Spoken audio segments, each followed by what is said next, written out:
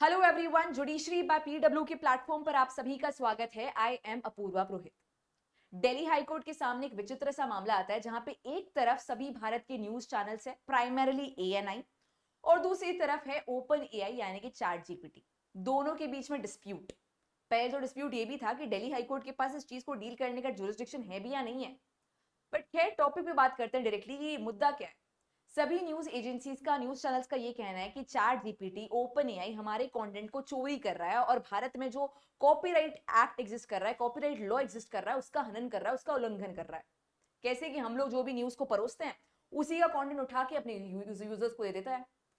अब अगर copyright law की बात करें तो ये कोई भी ओरिजिनल वर्क जो किसी ऑथर का होता है उसे प्रिवेंट करने के लिए, प्रोटेक्ट करने के लिए, प्रिवेंट तो क्या, प्रोटेक्ट करने के लिए, उनके अधिकारों को प्रोटेक्ट करने के लिए पिक्चर में आया था कि कोई भी प्रकार का लिटरेरी वर्क हो, कोई भी प्रकार का ड्रामेटिक वर्क हो, कोई भी ओरिजिनलिटी हो किसी काम में, उसे कोई भी पर्सन कॉपी ना कर सके, कोई भी प्लेजराइज ना कर सके। आमतौर पे अगर आप कॉपी कर भी रहे हो तो आपको क्रेडिट देना पड़ेगा। ये बेसिक कॉपीराइट लॉ का एक बेसिक सा रूल होता है कि आप अगर किसी का चीज को इस कहीं से उठा रहे हो तो आप उन्हें ड्यू क्रेडिट, ड्यू सम्मान दीजिए कि हमने आपका ये सामान यहाँ से XYZ जगह से कंटेंट लिया है। वो चीज की नहीं जा रही। और in fact open AI, chat GPT के द्वारा इतनी सारी मिस्टेक्स कमिट होती है कि किसी और का क्रेडिट किसी और को भी दे दिया जाता है, गलत तरीके से भी दे दिया जाता है, और हमारा जो चीजें हैं वो वर्ड टू वर्ड कॉपी की जा रही है। पूरे मामले के बारे में बात करने से पहले, एएनआई वर्सेस ओपन एआई के बीच में क्या हो रहा है, उसके बारे में बात करने से पहले हर एक इशू के बारे में बात करना जरूरी है कि क्या मुद्दा है, क्या मुद्दे हैं जो कि दिल्ली हाईकोर्ट में ये पूरा की पूरा विवाद पहुंच चुका है। डिजिटल न्यूज पब्लिशर्स एसोसिएशन पूरे भारत का पहुंच चुका है दिल्ली हाईकोर्ट के सामने। पहला पॉइंट कि storing even transiently is infringement without permission. अगर आप हमारे कंटेंट को स्टोर कर रहे हैं और प्रेजेंट कर रहे हैं, वो प्लेजरिज्म है, वो कॉपीराइट लॉ का हनन है। इसके लिए ओपन एआई का पोजीशन या उनका जवाब ये है, use of public data, fair use, no infringement. आपका जो डेटा है वो पब्लिक डेटा है, कोई भी इसका एक्सेस ले सकता है। तो अगर मैंने ले लिया तो ये किसी भी तरीके से कॉपीराइट लॉ का हनन नहीं है। अगर मैं उसको स्टोर कर रहा हूं, अपने पास रख रहा हूं, पब्लिक में जो चीज अवेलेबल है उसे मैं किसी और को बता रहा हूं, तो हाउ इज इट रॉन्ग। इनका फिर कहना है कि AI usages exceeds fair dealing limits required licensing. इन्हें कॉपीराइट लॉ का उल्लंघन है, इन्हें लाइसेंस की रिक्वायरमेंट है। ओपन एआई का डिफेंस है कि सेक्शन 52 जाके पढ़ के आइए कॉपीराइट लॉ की। आप कॉपीराइट लॉ का कब से इतनी बार शब्द का इस्तेमाल कर रहे हो कि हमने हनन करा, आप एक बार जाके सेक्शन 52 भी पढ़ लीजिए। अब आप लोगों के लिए मैं बता दूं कि सेक्शन 52 कॉपीराइट लॉ का क्या कहता है। कॉपीराइट एक्ट में सेक्शन 52 कहता है certain acts not to be infringement of copyright. कुछ पर्टिकुलर एक्ट्स है जो कि कॉपीराइट का इन्फ्रिंजमेंट नहीं है। और उसमें थर्ड वाला पॉइंट आप देखोगे फर्स्ट सबसेक्शन का, तो लिखा है the reporting of current events and current affairs including reporting of a lecture delivered in a public setting में भी कोई लेक्चर डिलीवर किया गया है, करंट इवेंट का कोई मामला हो, करंट अफेयर का कोई मामला है, वो मैंने कहीं से देखकर कहीं पे बताया, तो वो कॉपीराइट लॉ का इन्फ्रिंजमेंट है ही नहीं। तो इसी का इस्तेमाल किया जा रहा है कि हमने इसका पालन किया है, तो कोई भी तरीके से कॉपीराइट लॉ का हनन नहीं है। और इसके अलावा आप पूरा भी सेक्शन पढ़ोगे तो इसका जस्ट ये निकल के आएगा कि जो ओपन एआई का स्टैंड है वो किसी भी तरीके से कॉपीराइट लॉ का इन्फ्रिंजमेंट नहीं है। इसके बारे में इनका ये कहना था कि दिल्ली हाईकोर्ट का जुरिस्डिक्शन है to deal with this. OpenAI का कहना है कि दिल्ली हाईकोर्ट का जुरिस्डिक्शन है ही नहीं। अगर मामला कहीं जाना भी चाहिए तो डायरेक्टली सुप्रीम कोर्ट के पास जाना चाहिए। हालांकि इवेंचुअली दिल्ली हाईकोर्ट ने खुद से डिसाइड किया कि हमारे पास क्षेत्राधिकार है। Chat GPT produce damaging false reference to ANI. काफी बार चैट जीपीटी के रेफरेंस ही रॉन्ग होते हैं, कई बार फैक्ट्स ही रॉन्ग होते हैं। कहीं और से डेटा उठा रहे हैं और कह रहे एएनआई से डेटा लिया है, कहीं और से डेटा उठा रहे हैं, किसी और चैनल को रेफरेंस दे रहे हैं।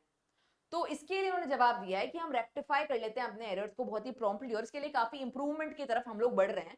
कुछ समय के बाद में एक्यूरेसी का लेवल एकदम 100 होने वाला है हमारा, और तब तक के लिए हम लोग रेक्टिफाई कर लेते हैं, सॉरी बोल देते हैं। ये सारी चीजों के बारे में यूजर्स भी जानते हैं कि काफी बार मिस्टेक्स हमसे हो सकती हैं।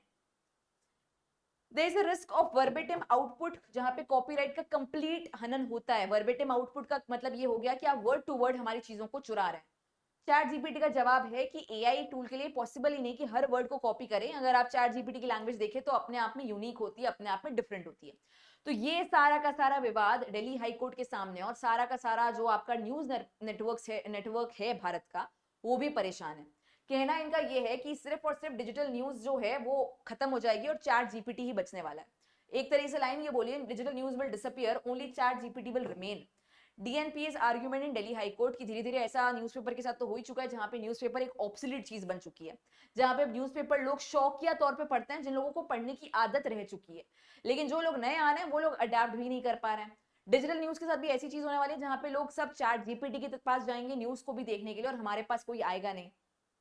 हालांकि इसका कोई ऐसा जवाब दिल्ली हाईकोर्ट की तरफ से नहीं आया है, ओपन एआई की तरफ से भी नहीं आया है। ओपन एआई का यही कहना है कि टेक्नोलॉजिकल एडवांसमेंट होगा तो डिसरप्शन तो होगा ही, और अगर आपको लगता है आप पिछड़ रहे हो किसी तरीके से, तो अपने आप में ही एडवांसमेंट लेकर आओ, अपने आप में ही कुछ बदलाव लेकर आओ।